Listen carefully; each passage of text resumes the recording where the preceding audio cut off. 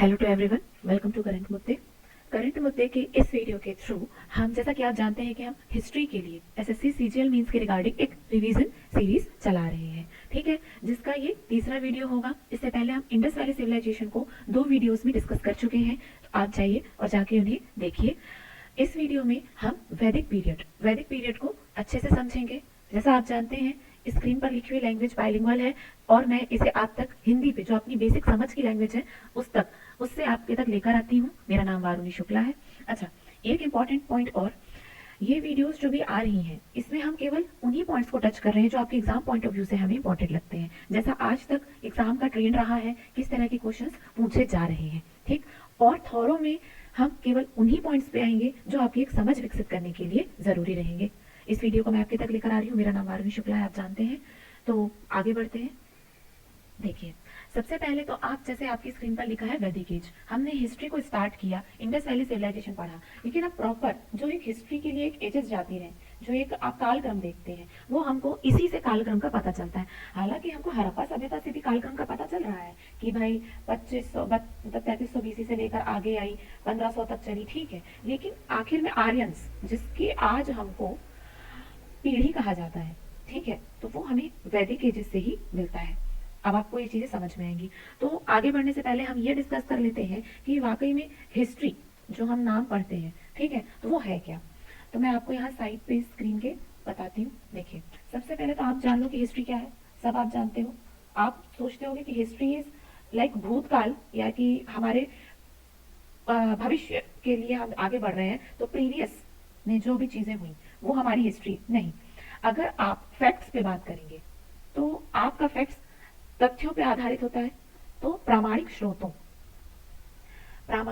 स्रोतों पर आधारित जो भी अतीत है हमारा, उसी को ही वास्तव में हम हिस्ट्री मानते हैं। वो प्रामाणिक स्रोत क्या है? या तो वो एक बुकिश लैंग्वेज में हो, ठीक है, या तो वो एक बुक के फॉर्मेट में हो हमारे पास, या तो वो किसी स्कल्पचर्स के फॉर्मेट में हो, स्थापत्य कलाएं आप देखते हैं, कोई भग्नावशेष देखते हैं, या तो कोई खुदाई से प्राप्त हुई चीजें हो, उनके फॉर्मेट में हो, तो वो हिस्ट्री कहलाता है। आपको पता है कि फादर ऑफ हिस्ट्री कौन है? एग्जाम में भी आता है ये, हेरोडोटस या हेरोडोटस, ठीक है। और अगर मैं आपसे बात करूं कि फादर ऑफ इंडियन हिस्ट्री, ये तो फादर ऑफ हिस्ट्री है, फादर ऑफ इंडियन हिस्ट्री बता पाओगे? इंडियन हिस्ट्री, मैगस्थनीज, ठीक है। मैगस्थनीज चंद्रगुप्त मौर्य के दरबार में ये रहते थे। इनकी इंडिका से हमको वास्तव में इंडिया के संबंध में जो भी जानकारियां थी, उससे ही हमको प्राप्त होना शुरू हुई। एक विधिवत लाइन वाइज कालक्रम का उपयोग करते हुए इन्होंने अपनी पुस्तक को लिखा है, ठीक है। अच्छा, मैं आपसे अगर बोलूं कि इस स्लाइड पे आ जाते हैं नीचे पे, ठीक है, अगर मैं आपसे बोलूं कि आप अपनी हिस्ट्री जो पार्ट है उसको किस तरह डिवाइड करेंगे, तो हिस्ट्री के एक्चुअली 3 एजेस थे, ठीक है। एक हमारा प्रागैतिहासिक काल, एक आता है हमारा आद्य ऐतिहासिक काल, और एक आती है हमारी वर्तमान इतिहास, जो हम सब पढ़ते हैं। प्रागैतिहासिक काल के हमको कोई भी लिपिबद्ध साक्ष्य नहीं मिले। इनकी मिली, लेकिन पढ़ी ना जा सकी, कोशिश हो रही है अब तक पढ़ी ना जा सकी। और इस पे जो मिले, हमने उन्हें 3 पार्ट्स में डिवाइड कर दिया, एंशियंट, मेडाइवल एंड मॉडर्न, ठीक है। अभी जो भी मैं चीजें आपके तक लेकर आऊंगी, वो हमारी एंशियंट हिस्ट्री का पार्ट होगा। हड़प्पन सिविलाइजेशन को हम इसलिए डिस्कस करते हैं कि हमारी ये भारत, एक अखंड भारत की एक पहचान थी कि भाई लोग कहते थे कि हमने आपको सभ्यता सिखाई, तो नहीं, आपने हमें सभ्यता नहीं सिखाई, आप पुराने से ही एक सभ्य थे। जब आपके यहाँ ग्रामीण सभ्यता थी, तब हमारे यहाँ ऑलरेडी एक शहरी सभ्यता विकसित थी, ठीक है। आप कहते हो कि हमने आपको ट्रेड सिखाया, अंग्रेज कहते थे ना कि हमने आपको इंटरनेशनल ट्रेड से जोड़ा, नहीं, आपने हमारे साथ ऐसा कुछ नहीं किया, आप पहले से ही जुड़े हुए थे, ठीक है। तो ये चीजें हम अब एंशियंट जो हिस्ट्री है, अब वैदिक एज से आगे जो भी आगे आप पढ़ोगे, गौतम आएंगे, जैन आएंगे, देन उसके बाद हम पूरे मौर्यंस को पढ़ेंगे, है ना। तो जो भी अब आप पढ़ते जाओगे वो सारा एंशियंट हिस्ट्री का पार्ट होगा, और धीरे धीरे हम ये सारे पॉइंट्स को टच करेंगे। अब हम आते हैं हम अपने आज के टॉपिक पे, जिसका नाम है वैदिक एज। देखिए, 1 मिनट में इसे इरेज कर दूं।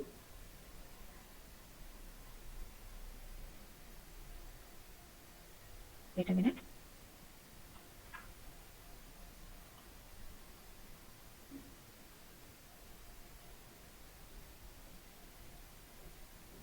Just 2 minute.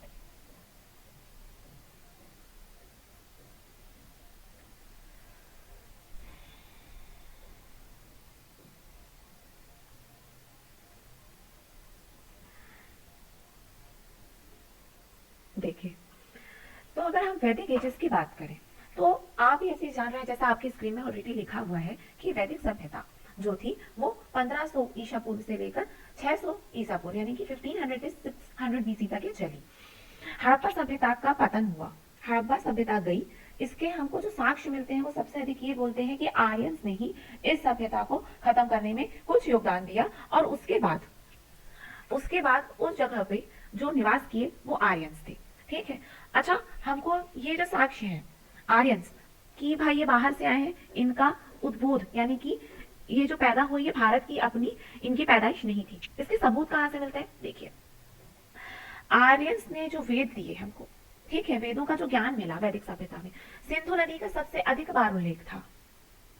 और सेम ही जो सिंधु है, आप एक ग्रीक जो है राइटर जिनका नाम है होमर, इनकी पुस्तक पढ़ेंगे ओडिसी और एलियड, इस पे भी सरस्वती और सिंधु नदी, सरस्वती नदी और सिंधु नदी का आप वर्णन जाएंगे, जिसको सरस्वती नदी को आपको पता है कि ये कहा जाता था कि लुप्त हो गई, बाद में ये माना गया कि गग्गर और हाकरा नदी, इन दोनों के ही संगम में ही ये एक सरस्वती नदी थी और इलियड में ही हरखावती के नाम से इसकी हमको जानकारी मिलती है। ठीक है, इस तरह हमने जाना कि ये जो आर्यंस थे ये यहाँ पे ग्रीक एक इनसे, और उसके बाद आप पाकिस्तान के कुछ राइटर्स, आज तो ये भारत का ही पार्ट था, ये तो आपको पता है, अफगानिस्तान और ईरान, इनकी पवित्र पुस्तक है जो ज़िंदा अवस्था, उसमें भी आर्यों का जिक्र जानते हैं और सरस्वती नदी जिसको मैंने बताया हरखावती के रूप में इसको डिस्क्राइब किया गया है। ठीक है, तो इस तरह हमको ये पता चला कि आर्य जो थे वो बाहर से आए थे। अच्छा, अगर मैं आपसे बात करूं कि जो आर्यंस थे इनका बेसिक क्या था नेचर, ये कृषि करते थे, ठीक है, खेती करते थे, पशुओं को चराते थे, पशु चराना। ठीक है, इसकी प्रमुख जनजातियां कौन सी थी? इनकी प्रमुख जनजातियां थी ये इंडो यूनानी थे। ठीक है, और क्या थे? आप इनको कह सकते हैं इंडो यूनानी कहने के साथ साथ कैसाइट्स, इनकी प्रमुख उपजातियां थी ये सब। ओके, अच्छा, अगर मैं आपसे पूछूं कि आर्यंस के आगमन की जो तिथि है, इस स्क्रीन पे लिख देती हूँ, ये जगह नहीं बची, यहां लिख देते हैं। अगर मैं आपसे पूछूं, एग्जाम पॉइंट ऑफ व्यू से मैं आपसे बात कर रही हूँ कि आर्यंस की सबसे पहली जानकारी हमको कहां मिलती है, आपका आंसर होगा बोगास गोई के अभिलेख या फिर एशिया माइनर, एशिया माइनर के अभिलेखों से इसकी जानकारी मिलती है। अगर मैं आपसे पूछूं कि आर्यों के आगमन की तिथि क्या है, 1500 से लेकर 600 बीसी, इसके साक्ष्य बोलते हैं लोग कि खत्ती और मितन्नी, ये दो जने आए, ठीक है, और इन्होंने अपनी फ्रेंडशिप थी जो उनको आगे बढ़ाई, और जो 5 तत्व थे, पंच तत्व जिनको कहा जाता है, उनके सामने प्रतिज्ञा ली। कौन कौन थे ये पंचतत्व? इंद्र, वरुण, अग्नि, सूर्य, ना सत्य कुमार। आकाश भी इसी में ही आते हैं, देव जिसका शब्द होता है, आगे हम ये सब पढ़ेंगे। देव जो होता है हमारी धरती से आकाश के बीच में जो कांटेक्ट करने के लिए हम वर्ड यूज करते हैं, देव। ठीक है, तो यहां आ जाइए, हम बेसिकली अब अपने वैदिक एजेस को आ जाते हैं। तो वैदिक एजेस को आप 2 भागों में बांटते हो, पूर्व वैदिक काल, उत्तर वैदिक काल। पूर्व वैदिक काल क्या कहलाता था? पूर्व वैदिक काल हमारा जो एकदम आरंभिक जो वेद व्यवस्था थी, ऋग, जो वेद त्रयी थे, ऋग, यजुर और शाम, इन पर था, पूरी तरह डिपेंडेंट था। ठीक, लेकिन उत्तर वैदिक काल में इनके ऊपर डिपेंडेंसी थी, लेकिन अथर्ववेद के आधार पर काम होना शुरू होता था। ठीक है, यहां पर आप देखते हो कि जो व्यवस्था थी वह काफी कट्टर तो थी, परंतु आप एक स्त्रियों की जो स्थिति थी वो अच्छी हुआ करती थी, पढ़ाई लिखाई की काफी अच्छी व्यवस्था हुआ करती थी, जो हमारे सेवायत गण थे उनकी व्यवस्था अच्छी देखी जाती थी। तो अब आप फैक्ट्स पे आ जाओ, ये एक ग्रामीण सभ्यता थी, पूरी तरह देहाती, जहां पे पुरुष प्रधान व्यवस्था थी, लेकिन स्त्रियां जो थी पढ़ी लिखी होती थी, वोटिंग राइट था, उस समय भी वोटिंग होती थी, सभा समिति विदत, उसमें भी इनका भाग पूर्व वैदिक काल में लेने का उनको अधिकार होता था, जो हमारा 1500 से लेकर 1000 तक चला, ये पूर्व वैदिक काल। ठीक है, और उत्तर वैदिक काल जो था वो 1000 से 600 BC तक चला। पढ़ी लिखी, वोटिंग का अधिकार, पुरुषों के साथ पूजा पाठ अनुष्ठान में भाग लेती थी। आप देखते हो ना कि राम जी के साथ सीता जी नहीं थी तो उन्होंने फिर सोने की मूर्ति बनवाई थी क्योंकि यज्ञ पूरा नहीं होगा। इस तरह के पूजा अनुष्ठान में भाग लेती थी। ठीक है, स्त्रियों की इस तरह की स्थितियां थी। अच्छी, वेद पर आधारित आर्यों के द्वारा विकसित, मूल मध्य एशिया से आए थे। अच्छा, इसके ऊपर भी आप आ जाइए, अभी आ जाइए। अगर मैं आपसे पूछूं कि किन किन ने इनका ओरिजिन कहाँ कहाँ बताया है, तो आप अपनी स्क्रीन पर ध्यान दीजिए। बाल गंगाधर तिलक का यह कहना था कि ये बेसिकली आर्कटिक क्षेत्र से आए हैं। ठीक है, वहीं पे मैक्स मूलर कहते थे कि ये मध्य एशिया से आए हैं। विलियम जोन्स कहते थे ये यूरोपियंस है। ठीक, अमूमन सभी ने इनको बाहर का ही बताया था। चलिए, तो हड़प्पा सभ्यता का अंत आप देख रहे हो कि आर्यों के आक्रमण से हुआ था।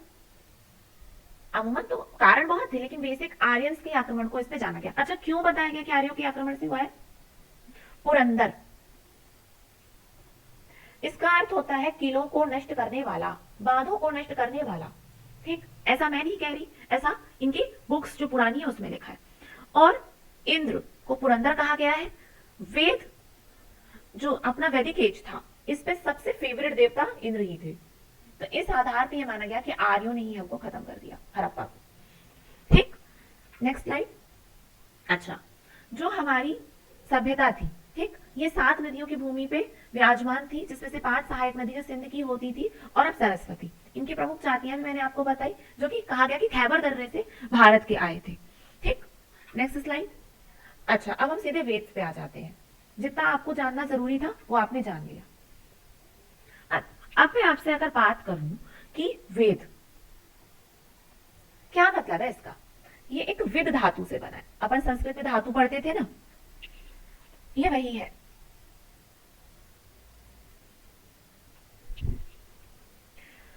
विद, विद धातु से बना है ये। मतलब क्या है इसका? ज्ञान, जानना। अमूमन वेदों के लिए ये माना जाता है कि ये एक श्रुति साहित्य है। श्रुति साहित्य का अर्थ होता है कि एक पीढ़ी से दूसरी पीढ़ी, दूसरी पीढ़ी से तीसरी पीढ़ी तक ज्ञान के आधार पर जो ट्रांसफर की जाने वाली साहित्य है। इनको जो ज्ञान था इन्होंने इनको बताया, फिर इन्होंने इसी को ही ट्रांसफर करते गए, उसके आधार पर इनकी रचना की गई। तो पहली पीढ़ी को ऐसा कहा गया कि ईश्वरीय ज्ञान, इन्होंने इतनी अनुष्ठान किए, इन्होंने तपस्याएं की, उनसे इनको जो भी ज्ञान की प्राप्ति हुई उन्होंने अगली पीढ़ी तक पहुंचाई और उससे वेदों का निर्माण हुआ। तो इनको इसीलिए अपौरुषेय भी कहा गया, अपौरुषेय कहा गया। और इनका एक नाम और है नित्य, अर्थात जो कभी ना खत्म हो। इसीलिए कहा जाता है कि वेदों पे कभी शक मत कीजिए, अजर अमर है। ठीक, आप सब जानते हैं कि वेद हमारे पास कितने हैं? ऋग्वेद, यजुर्वेद, सामवेद और अथर्ववेद। ठीक है, आपसे मैं बोलूं कि वेद कितने पार्ट्स में डिवाइड है? वेदों के 4 पार्ट्स हैं। एक इनका संहिता, दूसरा इनका आता है ब्राह्मण, तीसरा आरण्यक, चौथा उपनिषद। ठीक, अच्छा, अगर मैं आपसे बोलूं कि संहिता क्या है? संहिता और कुछ नहीं है, वेदों को जो भी आप पार्ट्स में डिवाइड करते हैं उनको समझने के लिए उनके पार्ट्स किए गए। कि जैसे आप जानते हो ना हिस्ट्री, हमने एंशिएंट मेडाइवल मॉडल 3 अलग अलग विधिवत तौर से इसको डिवाइड कर दिया। तो संहिताएं वही है कि ऋग्वेद को समझने के लिए इसको चैप्टर वाइज बांट दो। आपसे मैं पूछूं ब्राह्मण क्या है, तो ब्राह्मण एक गद्य आधारित व्यवस्था है, एक गद्य आधारित व्यवस्था है, अर्थात कहानी के रूप में आप इसको समझ सके, ये वह व्यवस्था है। आरण्यक क्या है? आरण्यक जो है बलि अनुष्ठान जो होते हैं इनका ये पूरी तरह से खारिज करते हैं। वो ये कहते हैं आडंबरवाद तो कभी होना ही नहीं चाहिए। व्यक्ति विशेष जितना अधिक तप बल पर ध्यान देगा वह उतना ही अपनी समस्याओं का निवारण कर पाने के लिए सक्षम बनेगा, उतनी उसकी ज्ञान बनेगी, जैसे कि हमारे ऋषि मुनि करते थे। तो अरण्यक अर्थात वन में जाइए, वन में जाकर वहां पर अपने ज्ञान की प्राप्ति के लिए अपने आप को झोंक दीजिए और कुछ नहीं। अगर मैं आपसे पूछूं उपनिषद क्या है, देखिए ये चीजें मैं बस आपकी एक समझ बताने के लिए पूछ रही हूँ। एग्जाम में ये आएगा या नहीं आएगा ये वक्त पे छोड़ दीजिए। आपके सामने नाम आ रहा है तो आपको थोड़ा पता होना चाहिए। तो ये भी 2 धातु है, उप अर्थात समीप, नजदीक, निश यानी कि बैठ जाना। कहानी बन के समझिए इसको, कहानी देख के, अर्थात एक किसी ऋषि मुनि के निकट बैठ के प्राप्त होने वाली शिक्षा को कहा गया उपनिषद। 108 इनकी कुल है संख्या। ठीक, काम की बात अब शुरू होती है। 108 इनकी कुल संख्या है। सबसे पुराना अगर मैं आपसे बात करूं तो वो है छांदोग्य उपनिषद। सत्यमेव जयते आपने जानते होंगे, सत्यमेव जयते मुंडकोपनिषद से इससे प्राप्त होता है, मुंडकोपनिषद। ठीक है, आपको देवी भागवत, आप देवी सप्तशती, दुर्गा सप्तशती इत्यादि पढ़ते हो ना, ये देवी उपनिषद से है। काम की बात ये आ जाता है क्योंकि नेक्स्ट स्लाइड, हाँ ये आपके सामने है, इसको मैंने आपको अच्छे से समझा दिया है। अच्छा, अगर मैं आपसे एक बात और आप समझते हो कि हमारे पास एक वेदांग भी है और वेदांत भी है, तो वेदांग के कुल 6 पार्ट है। ठीक है, बता सकते हो कि नहीं? वेदांग क्या है? वेदों का एक अंग है, अर्थात हम वेदों में किन बातों का जिक्र करने वाले हैं। हिस्ट्री में जैसे आप जानते हो कि हम अतीत का वर्णन कर रहे हैं, अतीत में भी किन का वर्णन कर रहे हैं? राजा महाराजाओं, ऋषि मुनि, स्थापत्य, उसके बाद हमारी गुलामी दास्ता, हम स्वतंत्र हुए, ये सारी चीजें जो हमारी हिस्ट्री बनी। ठीक उसी प्रकार वेदों में हम किन का बात करने वाले? शिक्षा, ज्योतिष, कल्प, उपचार है जो, ब्राह्मण, निरुक्त, और फिर आता है छंद।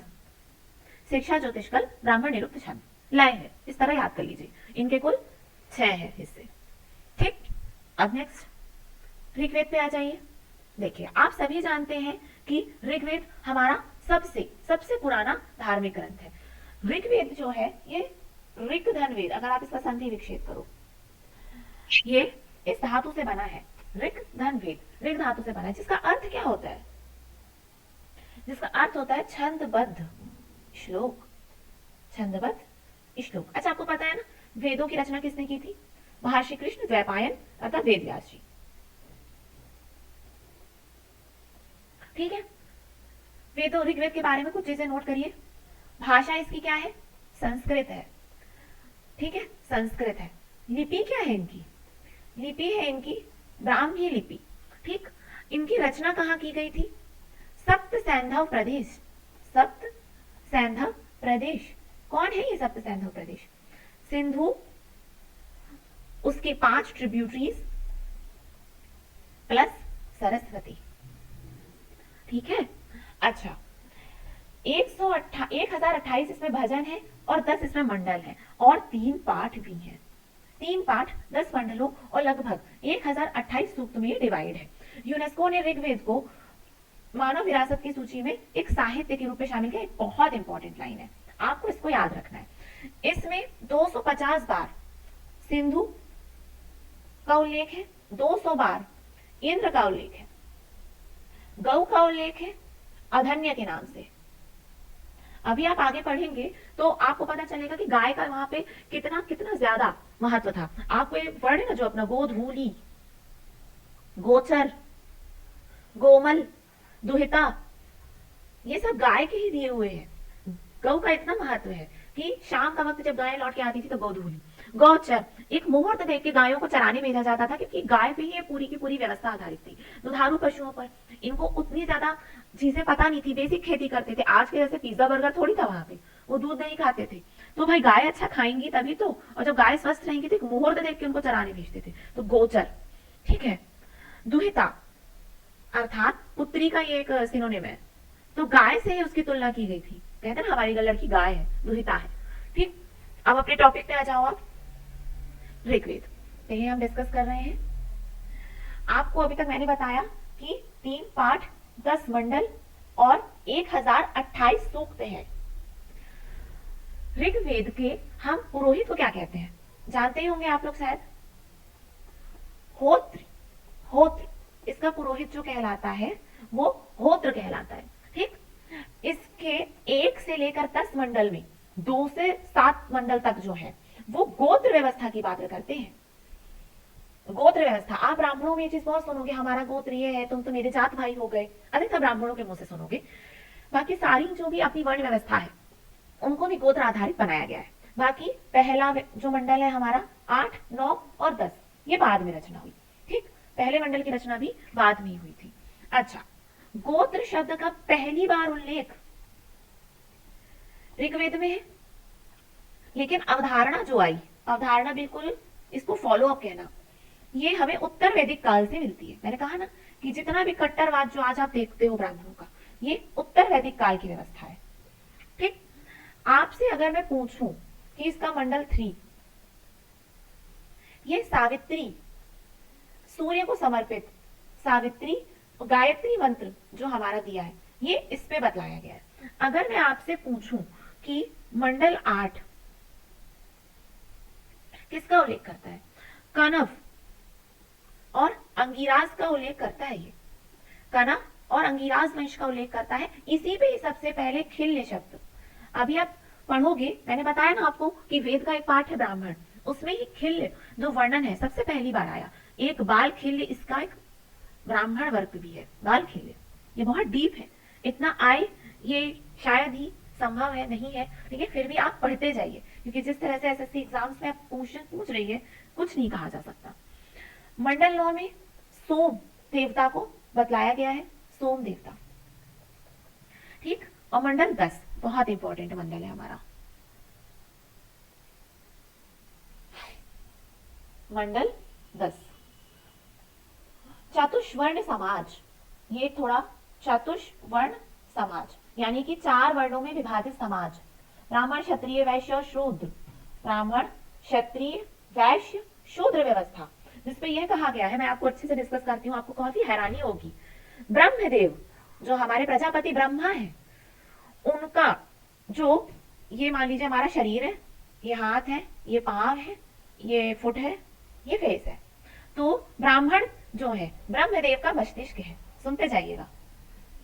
क्षत्रियों को ब्रह्म की भुजा कहा गया, वैश्यों को कहा गया इनकी जांघ, जंघा, और शूद्र कहे गए क्या, फुट, चरण।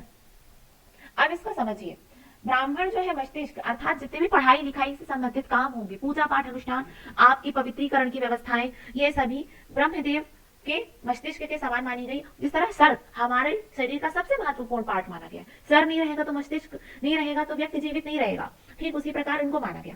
भुजा शरीर का हाथ, जिससे हमारे कर्म होते हैं और हमारी रक्षा होती है, जो बलशाली हो तो व्यक्ति विशेष चल सके, वो क्षत्रियों को माना गया।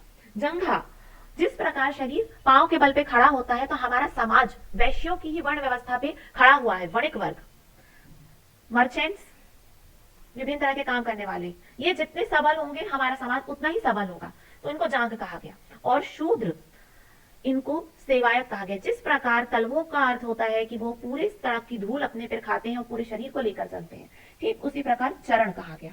इसका काम था इन सारों की सेवा करना, इन दोनों का काम था इनकी पूरी बात को सुनना, और इनका काम था सबकी रक्षा करना, और इनका काम था खूब सारा कमाना, दान दे देना।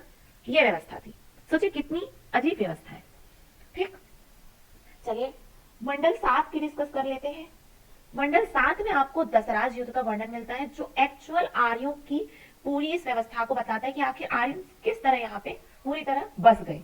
ठीक, दशराज युद्ध में जिसपे सुदास जो थे, उन्होंने 10 लोगों के साथ युद्ध लड़े और एक तरफा जीत भी गए। समझ गए आप? अब आप आ जाओ कि जो ऋग्वेद है, इनके कुछ इंपॉर्टेंट चीजों पे, जगह ही बची है तो मैं यहाँ पे आपको बता देती हूँ।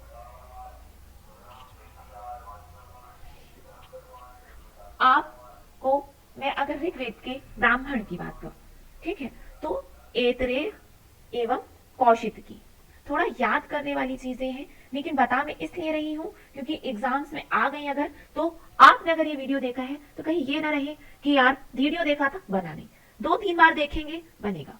ठीक, यही इसके ब्राह्मण है, यही इसके आरण्यक है, यही इसका उपनिषद है ऋग्वेद के संबंध में। इसका उपवेद क्या है? आयुर्वेद। सरल है ना? इसका उपवेद क्या है? आयुर्वेद है। चलिए हम अपने नेक्स्ट वेद पे आ जाते हैं, वो भी काफी इंपॉर्टेंट है, सामवेद। इंपॉर्टेंट चीजें पहले मैं यहाँ पे डिस्कस कर दूं। सामवेद जो कि छंदों का संग्रह हमने ऋग्वेद से लिया, छंद जो कि गायन पर आधारित है। अमूमन गायन की व्यवस्था कहाँ पे हमको आवश्यक लगी? आप देखोगे बलि, अनुष्ठान, राज्याभिषेक जैसी चीजें, यज्ञ, स्वागत, मित्र मिलन टाइप के जो गीत होते थे, जो पहले काफी भव्य तौर पे होते थे, तो जो गंधर्व देव होते थे ना, आप अच्छा गंधर्वों को इस टाइप से देखिए, आपने पुरानी कोई रामायण महाभारत देखी होगी, इंद्र की सभा है, राजा जी यहाँ बैठे हैं, इंद्र, अप्सराएं नाच रही हैं और यहाँ पे दो तीन तबले बजाते रहते थे, हारमोनियम बजाते रहते थे, गाना गाते रहते थे। वो जो देवगण थे ना, वही थे गंधर्व, और इसी से इसका उपवेद बना गंधर्व वेद। ठीक है, इस तरह आप याद रख सकते हो, जो ये तबला बजाते रहते थे वो एक्चुअली गंधर्व कहलाते थे, और इसी से इसका उपवेद बना गंधर्व वेद। तो ये जो मंत्रों का संग्रह कहलाया, जो कि गाना गाने के लिए जो भी गीत बने, जो आप कहते हैं ना मंगलाचरण होते हैं, वो सब सामवेद से ही लिया गया। उपवेद है इनका गंधर्व वेद। इसकी शाखाएं, अच्छा मैंने ऋग्वेद में एक चीज बताना भूल गई आपको, इसकी संहिता को हमने डिस्कस नहीं किया ना। संहिता, एकमात्र जीवित संहिता है ऋग्वेद की शाकल संहिता। ठीक, एक और है बालखिल्य, जो कि मैंने बताया आपको कि बालखिल्य और दूसरी वाशकल, इसके नाम का वर्णन मिलता है लेकिन इसके साक्ष्य नहीं मिलती। एकमात्र साक्ष्य है कि शाकल शाखा के वो जो कि हमें प्राप्त हो रहे हैं। तो आप अपना बैक टू सामवेद में आ जाइए। सामवेद की शाखाएं अर्थात संहिता कौन कौन सी हैं? कौथुम, जैमिनीय और रानायनी, यानी कि तलबकार, रानायनी। ठीक, ये तो हो गई इसकी संहिता। अगर मैं आपसे पूछूं इसका ब्राह्मण क्या है, मैं पेन ले लूं, इसका ब्राह्मण क्या है? तांड्य ब्राह्मण। तांड्य ब्राह्मण, इसको तांडव से याद कर लो, ट्रिक है इसकी। तांड्य से तांडव, नाच गाने से संबंधित है ना, तांड्य ब्राह्मण। ठीक, आपसे मे भी ऐसा पूछा जाए कि तांड्य, पंचविश, षडविश, महाविश, ये जो ब्राह्मण शाखा है किससे संबंधित है? तो इसकी ट्रिक है, आदमी जैसे कुछ जहर खा लेता है तो किस प्रकार तड़पता है, तो उसी प्रकार विष खा के तांडव करने लगे। थोड़ा फनी है बट ठीक है, याद करने के लिए कुछ तो करना होगा। सामवेद से संबंधित है। ठीक, इस तरह की ट्रिक्स बनाएंगे तो आपको याद करना काफी आसान जाएगा। इसके पुरोहित को क्या कहा जाता था? इनके पुरोहित कहलाते थे उदगात्री। उदगात्री। ठीक है, चलो 7 स्वरों का पहली बार उल्लेख, सारेगामा पा पूरा जो है उसका उल्लेख भी सबसे पहले हमको सामवेद से मिलता है। ठीक, ये एक ऐसा मतलब वेद है जो कि पूरी तरह पद्य आधारित है। बिल्कुल वही चीजें बता रही हूँ जो आपके लिए फैक्ट्स वाइज है। ठीक, बाद में हम इसको समअप भी करने की कोशिश करेंगे अगर टाइम रहा तो। अगर आपसे साम का वर्ड पूछ ले, जैसे आपसे मैंने ऋग का वर्ड पूछा, ये क्या होता है इसका मतलब, साम का मतलब पूछूं गायन। ठीक है, चलिए नेक्स्ट वेद यजुर्वेद। देखिए, पूजा पाठ के लिए नियम कानून बताने वाला वेद यजुर्वेद होता है। ठीक, अमूमन यजुर का अर्थ आप औषधि या दवाई से भी लगाते हैं, लेकिन यहाँ पे आपको कंफ्यूज नहीं करना है, क्योंकि औषधि, दवाई, कल्प, शल्य क्रिया, इसकी जानकारी आपको अथर्ववेद से मिलती है। ठीक है, यहाँ आपको कंफ्यूज नहीं करना है, ये केवल जानने के लिए समझ लीजिए। ठीक, वेद यज्ञ प्रक्रिया से संबंधित है। हाँ, इसका जो ब्राह्मण है आप शतपथ ब्राह्मण, ऋग्वेद के बाद अगर किसी का दूसरा स्थान है कोई भी नियम कानून जानने के लिए, तो शतपथ ब्राह्मण का उल्लेख है। आप इसको कोई ब्राह्मण व्यक्ति से ना समझिएगा, ये शतपथ ब्राह्मण जो है लिखित रचनाएं हैं। ठीक है, 100 पवित्र इसमें पथों की, इन पाथों की इन्होंने अनुशंसा की है। 100 सेक्रेट पाथ बताए, जो जिस तरह आप पूछते हो ना 8 अष्टांग मार्ग आप जानते हो बौद्धों के, तो अपनी जो हिंदुत्व है उसके भी 100 सेक्रेट जो पाथ है वो यजुर्वेद में वर्णन किया गया है। इसका उपवेद क्या है? धनुर्वेद। धनुर्वेद, यजुर्वेद को 2 पार्ट्स में डिवाइड किया गया, शुक्ल यजुर्वेद और कृष्ण यजुर्वेद। अब आप शुक्ल यजुर्वेद की संहिता पे आओ, ये थोड़ा डीप है। ठीक, इसको सुनेंगे, याद रही तो ठीक, नहीं रहे तो ठीक। वात्सनेयी, वात्सनेयी, और इसका ब्राह्मण क्या था? मैंने बताया आपको, शतपथ ब्राह्मण। शतपथ ब्राह्मण। कृष्ण यजुर्वेद पे आ जाइए। मैत्रेयी संहिता पढ़ते हो ना, यही है मैत्रेयी संहिता, इसी के अंतर्गत कृष्ण यजुर्वेद में आती है, नाम सुना होगा आपने। ठीक है, मैत्रेयी संहिता इसके अंतर्गत आती है। इसके अतिरिक्त काठक, कपिष्ठल आदि का उल्लेख है। और इसका ब्राह्मण क्या है? तैत्तेरीय ब्राह्मण। आप घबराइएगा नहीं, मैं इसकी आपको पूरी एक स्लाइड में ऐसा बना के आपको दे दूंगी, जिससे आप बिल्कुल कॉलम और रो वाइज आप इसको याद कर सकेंगे अगर याद करना चाहेंगे तो। लेकिन एक नजर से निकाल दीजिए कि हाँ आंखों के सामने आए तो बन जाए, बहुत जोर मत दीजिएगा इस पे, ठीक। अच्छा, ये एक ऐसा वेद था जिसमें गद्य और पद्य दोनों से ही हमको वर्णन प्राप्त होता था, और इसका पुरोहित क्या कहलाता था? अध्वर्यु। अध्वर्यु इनका पुरोहित कहलाता था, ठीक। वो जो आप पंडित जी देखते हैं ना, जिनके पास आप पूजा पाठ यज्ञ की लिस्ट लेकर जाते हैं कि पंडित जी बता दीजिए शादी के लिए तैयारी कर रहे हैं तो क्या क्या लगेगा, वो लिख के देते, हवन, मौली, कुमकुम, कपूर, वो यही पुरोहित कहलाते थे पहले, ठीक है। फिर उसके बाद वो नियम बताते कि नहीं, पत्नी के बगैर तो आप पूजा कर ही नहीं सकेंगे। आजकल तो एक ही पंडित जी सब करा देते हैं, वो पंडित जी अलग हुआ करते थे, ठीक है। तो ये वही पंडित जी है। चलिए नेक्स्ट स्लाइड, अथर्ववेद पे आ जाओ। सबसे ज्यादा इंपॉर्टेंट वेद, जो कि आज जितनी भी 3-5 चल रही है ना हमारे यहाँ, जितना भी हम देखते हैं, शाप दे दूंगा मैं तुमको, ठीक है, वो मुझे वश पे कर लिया है, वशीकरण मंत्र पढ़ता है, ठीक है। राजा रानी का प्रकार, ठीक, जितनी भी विचार और अभिव्यक्ति पर आधारित चीजें आपको मिलेंगी, जितनी विवाह व्यवस्था जो एक समाज का निर्माण करती है, समाज शास्त्र बना दिया जिसने, राजा रानी कंसेप्ट बना दिया, वह व्यवस्था जो कि आपको नियमों में बांध दी। कौन से नियम? तुमको मेरे पिता की बात को सुनना होगा, पिता की आज्ञा को सुनना होगा, तुम पुत्र हो, तुम्हें पिता के पांव दबाने ही होंगे। एक जो व्यवस्था है ना, जो कि हमें संस्कार सिखाती है ना, ये सारी की सारी व्यवस्था हमारे अथर्ववेद में आती है, ठीक। ये देखिए लिखा भी है, ब्लैक मैजिक डिसीज, जैसे कि मैंने बताया, आपकी औषधि संबंधित जो भी व्यवस्था आज आप देखते हो, गृह विज्ञान, लड़कियों को कैसे रहना चाहिए। अच्छा, ये एक ऐसा व्यवस्था है जो कि कन्याओं के जन्म की निंदा करता है, नॉट स्त्री, ओनली कन्याएं, लड़कियों का होना अभिशाप है जो कहता है, ठीक। अंतरिम वेद है, पृथ्वी सूत्र का इसमें, सूक्त का इसमें हमें वर्णन मिलता है, जो सबसे पुराना सूक्त भी कहते हैं इसको, प्रतिनिधि सूक्त कहा भी गया है। गोपथ ब्राह्मण का उल्लेख इसके बारे में प्राप्त होता है, इसका जो ब्राह्मण संहिता है वो है गोपथ, ठीक है। इसकी जो संहिताएं हैं वो है शौनक और पिप्पलवाद, ये इसकी संहिता, ठीक। गैर आयन कार्य माना गया, ठीक है, इसमें जिसमें लगभग 711 सूक्त के साथ 20 कांड है। इसको वो कांड मत समझिएगा कर्म कांड वाला, वो भी हालांकि इसमें शामिल किया गया। किस प्रकार के कांड? जैसे राजा का जो राज्याभिषेक होगा एक कांड, बच्चे का जन्म होगा, बच्चे के जन्म के साथ जितने प्रकार की उसकी चीजें होती हैं, पंडित जी मुंडन की व्यवस्था बताएंगे, ठीक, वो भी इसी के अंतर्गत आता है। बच्चे का कान छिदेगा, फिर वो पढ़ने जाएगा, ठीक, उसके बाद आके वह अपना राजकाज संभालेगा, उसकी शादी कब होगी, उसके बाद उसको वनप्रस्थ पे जाना पड़ेगा, कब जाएगा, किस एज पे जाए, सब कुछ 3-5 इसी में, ठीक। उसके बाद और क्या आपको जानने की जरूरत है? हाँ, इसका उपवेद जान लो। इसका उपवेद है शिल्पवेद। राजा परीक्षित आप जानते होंगे ना, ये वही परीक्षित है जो अभिमन्यु के पुत्र होते थे, जिनका जो जन्म था कृष्ण जी के वरदान से हुआ था। राजा परीक्षित, इनको कुरुओं का पहला राजा बताया गया है। ये वही राजा परीक्षित है जिन्होंने सबसे पहले भागवत सुनी थी। ये सब चीजें एक्स्ट्रा है, केवल ज्ञान के लिए सुन लो, मजे के लिए, और अलग जाने दो, ठीक है। तो इस तरह हमारा ये वीडियो फिनिश होता है। उम्मीद करती हूँ आप इस सेशन को एंजॉय कर रहे होंगे और चीजें आपको समझ में आ रही होंगी। तो बनी रहिए करंट मुद्दे के साथ, मिलते हैं अपने अगले वीडियो में, तब तक पढ़ाई करते रहिए, टेक केयर।